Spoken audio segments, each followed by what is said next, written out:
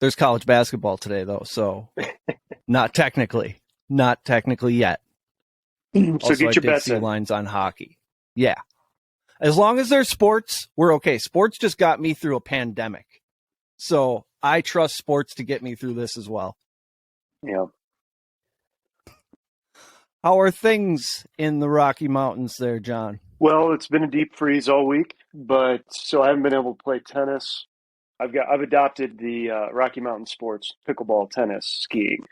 So it's been good this week for skiing, but not so much for all the other things that get your blood pumping. Pickleball. I hear a lot of retirees and now young people talking about. Explain pickleball to me. Apparently, it's It's sort of an popular. old I've never man's played it. tennis. Is the best way I know how to put it. So you got paddles, you got a lower net, you got a lot of hip movement without a lot of steps. So it's a lot of. I played one time and I think I used muscles I hadn't used before. A lot of glutes, a lot of lunging. It's a weird sport to play. I'm used to running around and catching and jumping and throwing, and then you get pickleball in and you're just moving weird muscles. That's it. I experienced something like that when we had a birthday party for my daughter a couple of years ago. We did laser tag. There was a lot of crouching and running, and I couldn't walk for about 4 days after that. Yeah, There are muscles in my legs that I apparently don't use on a daily basis. yeah, yeah. So yeah, pickleball has been off the table this week. Actually, I've been playing with a friend who's pretty good, but I can still beat him. Nice to get the competitive juices flowing in a seemingly physical education sport. There's nothing worse than, or nothing funnier rather, than seeing a complete meltdown on a tiny little pickleball court.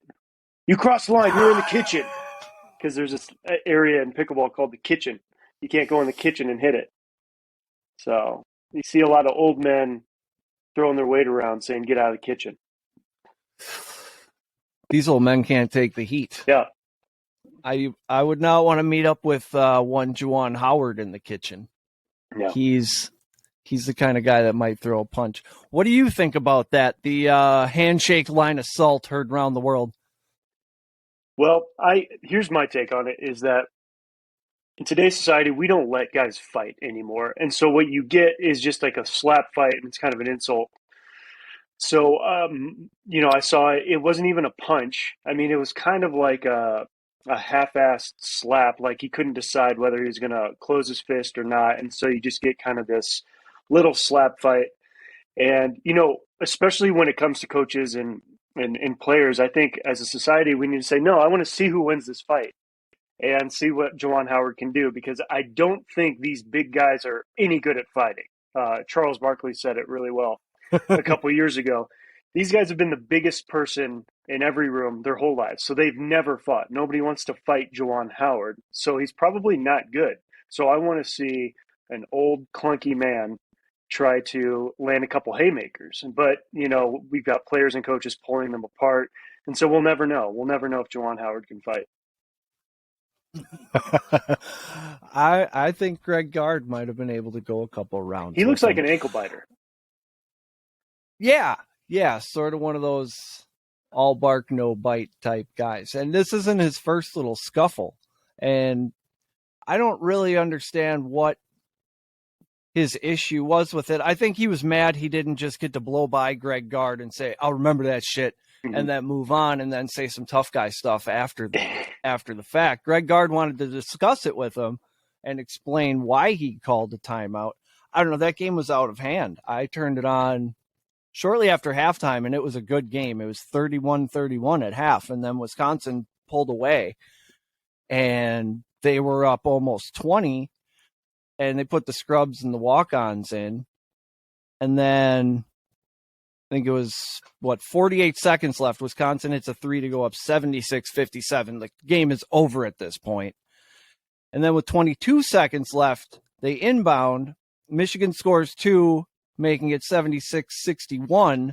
And there's like 20 seconds left. They run a full court press on these walk-ons and scrubs, and they have 4 seconds to get it across half court. So Gard called a timeout, which he's totally legal to do. And which is what a I good don't know coach would what. do in that situation, right? Like, Yeah, so we're actually still playing. Okay, well then I'm actually still going to coach. I'm going to yeah, call timeout, move the ball for the inbounds to make it easier.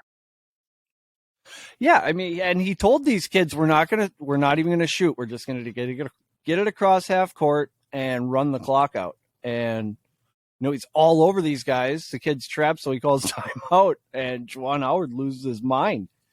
Mm-hmm. I think this is overall good for the sport. I love rivalry.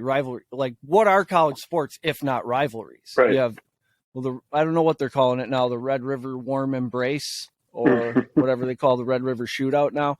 But these are the things that keep, like, I want to see Wisconsin and Michigan play in the Big Ten tournament now because I want to see how chippy that game is.